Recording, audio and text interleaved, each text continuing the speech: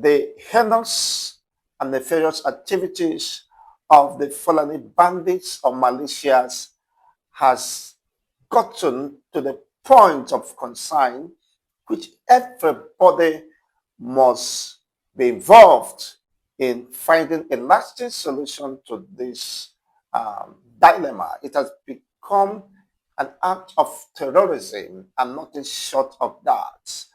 And the government of Ahmed Bola Tinubu has vowed to deal with such nefarious entities regardless of wherever they operate. But then this is not the first time the president has made such political statements, and thereafter the killings, the manning of women, defenseless children, and host communities continues unabated. A House of Representatives from, is it Samfara State within the axis, made a very worrisome uh, assertion that even this dastard and nefarious element fed the baby of the victim to their dogs. That is how demonic and inhuman that has become. Honestly, it is a very disturbing development. And we have the Islamic leaders in the north, which His Eminent Sultan of Sokoto happens to be one of the prominent, or if not the most prominent, Islamic leader in Nigeria. Why have they not risen up to address this case? This is not just limited to the Christian attacks. You've seen cases where in the mosque, people were worshipping and eventually they were rounded up and killed, which the president has vowed to get them down or to hunt the perpetrators of this heinous crime. Now, why is it that the Islamic leaders or movement are not addressing this? Or could it be said that this is beyond their scope, of course, of what they could handle? But we've seen cases where the Islamic clerics are reaching out to the likes of Toji Bello and his fellow kingpins within the northern part of the country.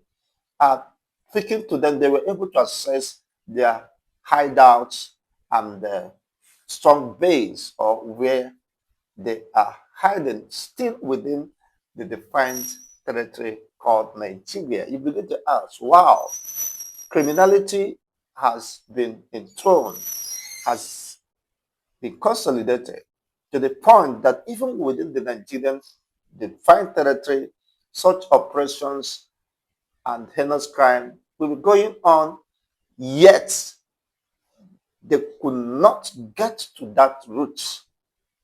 What does that mean? As the likes of Toji Bello, who happens to be a notorious Fulani kingpin of terrorists, of course, leading this onslaught against several communities. The Hausa communities have risen, of course, not to give uh, room for continued killing, manning, and displacement of their various communities, which is being reoccupied by the same assailants. After a deadly assault, the next action is to reoccupy those communities and eventually Hausa, who happens to be the most populous people within Katsina State, yet they are being facing extinction, exterminations on daily basis. It is a very disturbing development. Yeah, let's just read a brief excerpt from here, what is called the Plateau Politics. Breaking. More details on Castina attack. Let's just get some intel uh, from the Castina attacks. What is the motivation behind these attacks? Who is behind these attacks?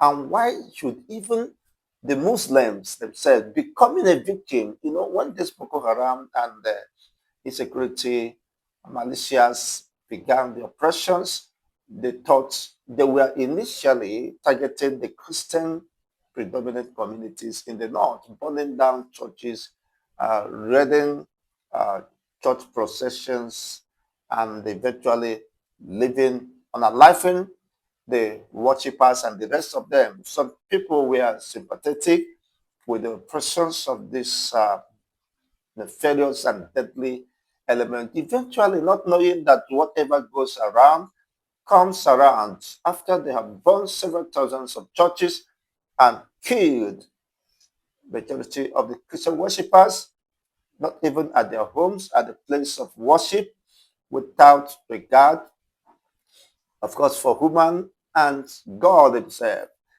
desecrating the center of worship, which contravene the position of the Constitution of the Federal Republic of Nigeria that recognizes the right of individuals to freedom of religion and expression. It is quite a very disturbing development, but some persons within the North felt, well, they are not this target, and eventually uh, it is turning around now to them, getting directly to them, and that is just where we are today. The reason being that when there is injustice to one, and everybody must rise to condemn that. Otherwise, such will get to you. It is a matter of time. It is not selective, yes. But if it was need that they brought, if they have reason to condemn it, both the secular government and the Islamic leaders, we wouldn't have gotten to this point. They thought perhaps it was uh, the infidels or targeted enemies of their faith. But then the reverse is the case today. Even those who profess the same religion are becoming victims of this cruelty, because criminality and crime is not selective, just as we are seeing today. Despite evidence, our families, communities have been dislodged, and the rest of them is history. That is quite interesting, honestly. Very interesting development, but uh, unfortunate indeed. We just have to run a very brief background on what transpired on the most recent attack in Castina, and just listen. As of then, under review, under 27 people were killed, while over 60 others, of course, mostly women and children, were abducted. The attackers stormed the community unexpected and opened fire indiscriminately, killing both young and old in the heartless ambush. Do you get this? In the heartless ambush, killing both women and defenseless children and women, populations old and young. What does that tell you? This is purely genocidal, ethnic cleansing embarked by the Fulani militias or bandit terrorists. You see, that was their target. Now, against the Muslim communities of the predominant Hausa communities in Castina. That is quite a very disturbing development. According to the local sources, the assailants were allegedly seeking revenge over the killing of three of their members by security forces and local vigilante just days earlier in the area. See, because of the nefarious activities and the incessant attacks, possibly the security forces has to, of course, run into three of these assailants and bring them to justice after a gun duel or exchange. Eventually, three of their member was gunned down. And now this prompted them to go and reinforce themselves to unleash this deadly horror and ambush against the communities. But they do not forget their victims of the past. So they have intentions for overrunning these communities, and the communities has risen up to that consciousness. Honestly, it is not just about waiting for the president and the security chiefs now. Now, the incident has sparked outrage among residents.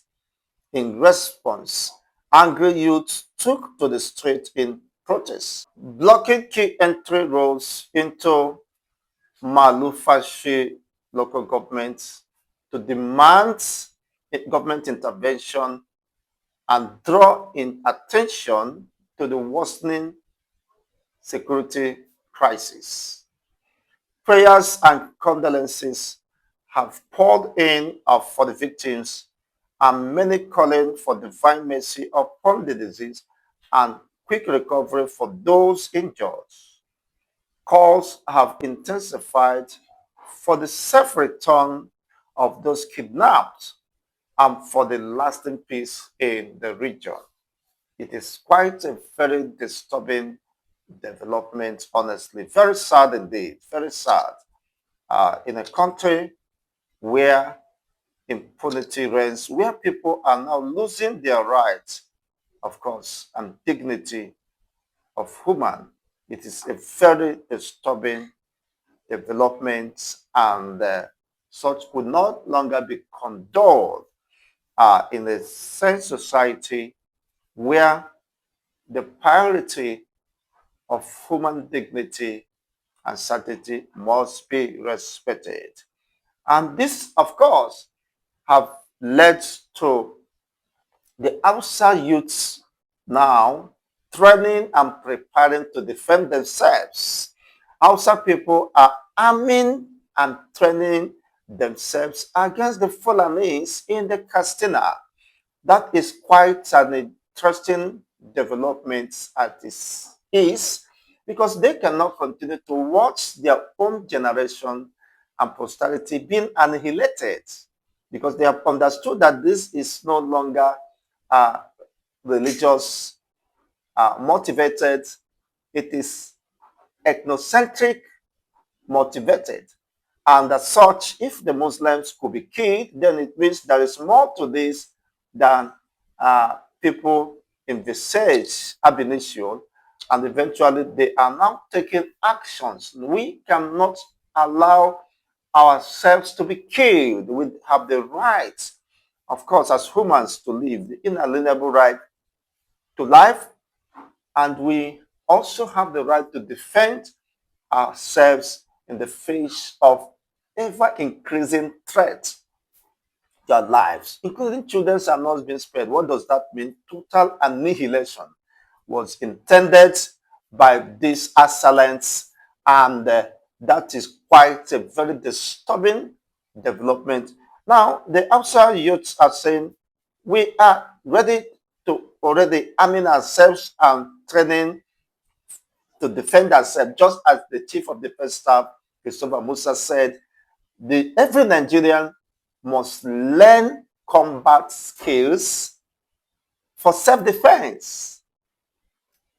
You see, uh, perhaps they are beginning to understand that this need for self-defense, which means even the government recognizes that first self-defense is the right of the individuals. The right of the individuals. But another case is this: is this self-defense selective? Is it meant only for the North? Are the Eastern people lost their rights to self-defense, to criminality, and, of course, terrorism, to defend against the terror that is spreading like wildfire? That should be another subject of discourse in our next editions. Of course, I hope you stay tuned as we elaborate and deliberate more on this subject matter. But our focus now is the Hausa community in Katsina uh, rising up to face the challenge, to take the bull by the horn, and to take their own destiny and safety in their own hands. It is against the bandits, against Fulani bandits. The northern Hausa communities are now arming themselves and training themselves against, just as the DG of DSS said, mobilize yourselves, communities, mobilize yourself and defend yourselves against the terrorists. He understood that this could no longer be contained by the security forces because there are ungoverned spaces in Nigeria where you hardly see the presence of the security. And even though are being seen, they are insignificant. Their impact, of course, could not be felt. Imagine where in a very remote region where you have to traverse over 4 hours, you see, outside the main town. You understand what could happen. And you hardly could cite police station. And any police station you see could be just about a handful of policemen. And the rest of them, they could not contain such escalations and the rest of them. So the need for communities to rise and defend themselves. It's not an incitement. It is not, of course, a declaration of war, but a declaration of war against the terrorists hiding under the edges of banditry. But this is beyond banditry.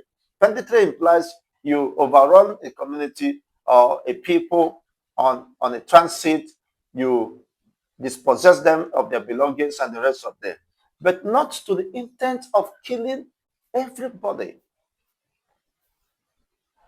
Embarking on such deadly assaults on communities, overrunning them, taking over their community, occupying them, that is not banditry. It is act of terrorism and ethnic cleansing, which must be vehemently condemned by any responsible individual.